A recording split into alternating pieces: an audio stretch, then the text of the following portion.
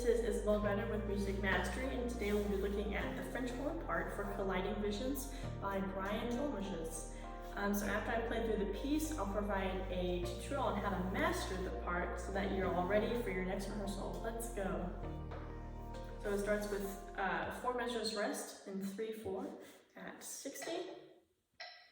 So I'm going to count those. 1, 2, 3. And you do 3 more of those. So I'm just going to give a count off into that first measure we play in, measure 5. So 1, 2.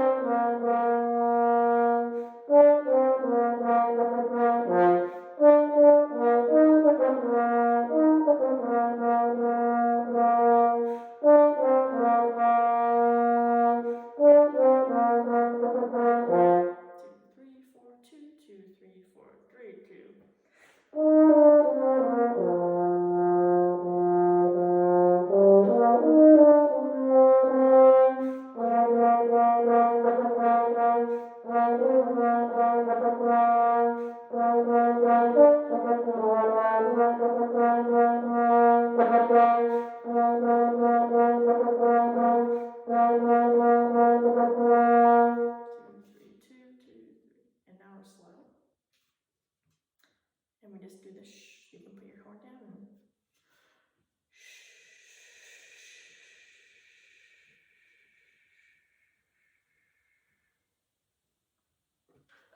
Hope that performance was helpful. Now we're going to go into the tutorial section. So for this piece, it starts off at a very calm 60, and that sounds like this. It's nice and slow, and lots of just very smooth lines here. There is no articulation markings, but I play this a little bit. I just think legato, and you know, it slurs, so it's gotta be nice and smooth. So instead of going like,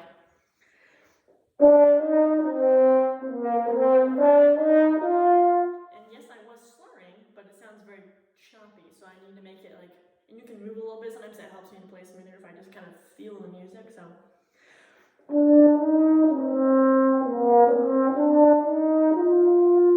Just make sure that you have a point. So for this, I was moving towards measure 6 at that C half note, but when you're playing the full thing, I think I would have better playing if I moved all the way to the measure 8, that half note, because that's the phrase right there. And then we have rest. So that section. Okay, and then one little fingering thing that I changed that made it a lot easier is at measure 10, you have to slur from a D to an F. And that can be a little tricky, especially in that little range, because you get a little hitch when you go to the F. So just those notes in general, it's a little hard to make them smooth. So in order to do that, I did F with trigger 0 instead of with 1. So I went 1 and then trigger 0. So it sounded like this. I see a lot more smoother. So it's up to you, whatever works best for you. But for me, especially for those notes, when it's the same fingering for both, you have to slur them, especially if you're going up. I like to find alternate fingering, and for that one, it's trigger 0. So anytime that I had a note that was like that in this piece, I made sure, and a lot of times it was just the trigger 0 I had to add in for the F. Okay, and then as we see going into 17 at measure 16, all of a sudden we have to hit it at measure 17, 158, which is a lot faster. It's basically double. You get 158 up. Like, that is quick. So you have to be prepared. You can stay in the mindset of 60 for that first section, but especially in measure 16, since that's the first measure that goes into the 60, basically you have to like move in right after that. I have to subdivide in my head. So instead of just like thinking, oh, like, oh, okay, it's nice and slow, I won't be able to hit right at 158 for that tempo if I'm just like la-di-da, you know. So as I'm playing that, I have to be like in the mindset of like, okay, I'm gonna be fast after this, but you know, still with the conductor, just like know that, hey, it's a bit snappy in this section. And also, if you notice, there's a lot of F's in this section when it gets fast. Like, that's a 4, 8, 12, 16 at least, right there, of chord notes of just F. And that can be a little boring sometimes, but whenever you have a repeating note, they do it for a reason, the conductors, and the, to like move you along that part. They're not just doing that to make sure you don't fall asleep when you're playing. They're trying to get you to make the music sound more like music and not just like flatline. So, for that part, I like to push to measure 31 where we have our first rest in that section. So I'm going dun dun dun dun dun dun dun dun. You know, it's like, don't get too loud, you know, make sure it's nice and beautiful sounding still, but push to something. Because if you just play flatline Fs for that long, it'll get really boring and the audience will be like, oh, what's going on here? What are the French horns doing? So you gotta know what you're doing, you know? Okay, and then first accent that we get here really is measure 35. And since this is like, this and some other smaller sections are like the only places where he puts accents in. And that means, okay, yes, the other notes, the chord notes when you had them, still make them nice and strong, but this part, extra strong. Because if he actually took the time to like write those in, then that means that you really need to make those bring out. And that's the first forte we have in this fast section too. So that means nice and brassy, beautiful tone, but nice and brassy. And for the whole note, so for the quarter notes, you can just go ba ba ba, but then for the half note, don't go ha, because it'll be like, it'll kill your chops. So you got to make sure that you have not a forte piano exactly, but the accent, just do what the accent says. So have it be strong and then come down a little bit. So it'll sound like this if I play 35 and 36. See how there was a little decrescendo there, but not like a forte piano, not that strong, just like enough that you get a little break and you don't have to like maintain that forte for the whole section. And that happens a lot in the other sections, just like when there's a whole note, just make sure that you have like a plan of what how you're gonna phrase that.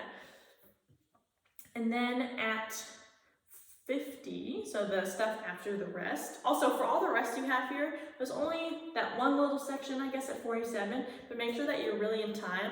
Even though it says 3 measures rest, and it's like, hey, that's kind of a long time. At this fast tempo, I would honestly just keep my horn up, whether you're playing on your knee or not, because if I have it down here, I'll feel like my body will betray me, and I'll just take a nap. But I can't, I have to be in the game still. So like empty your spit real quick, you know, do whatever you need to do. But just make sure that you're still ready and not like, just relax there. Because 3 measures go by really fast when you're at 158. Okay, so the section at 50. This we get some nice slurring, which this is the first time it appears in this fast section. So it kind of like, it's like a call and answer sort of from the beginning when we were at 60, you know, doing nice slur stuff. But it's fast, but still make it sound very beautiful. So instead of having it match with the chord notes the accents were, we gotta make sure it's nice and flowing, so like this.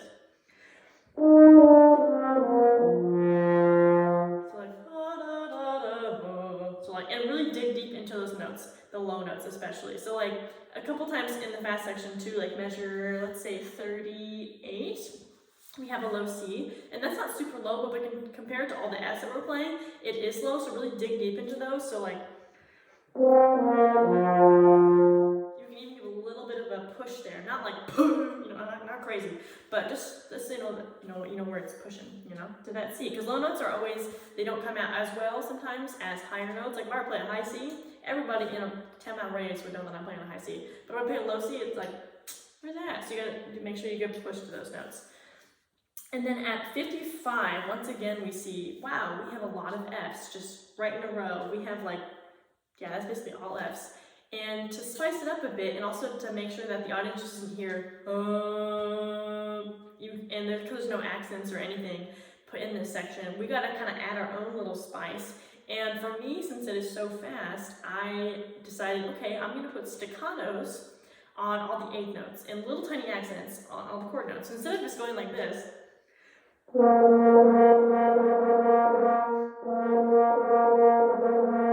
which sounds not great, I decided, okay, spice it up, accents, staccatos, and so now I made it sound like this.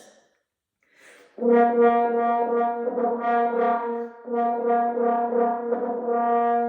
because, well, depending on how many horns you have in your section or what else the other brass players are playing, sometimes it can get a little lost. So just adding a little extra on the staccatos really does a lot. So if they sound too short to you, sometimes it's like translates okay out to the audience. So it just depends on what your conductor wants or whatever your director, decides is good. But yeah, so, and then for some reason, he puts in 3 accents at measure 62. So if you're already doing accents of your own, just on your own accord that you decided to add in at 55, make sure that you really lean into those. And don't do the staccatos, do like da da da instead of da da da. So just think of da da da when you do those accents, but have space in between too. A lot of times when I'm working on music, I'll get my pencil that I always have in rehearsals, and I will write slashes so that I know that, okay, space in between each note. So I don't go da da da, because you can still do accents but have enough space. So it's just important to have space because it'll translate to the audience better if you have almost like too much space.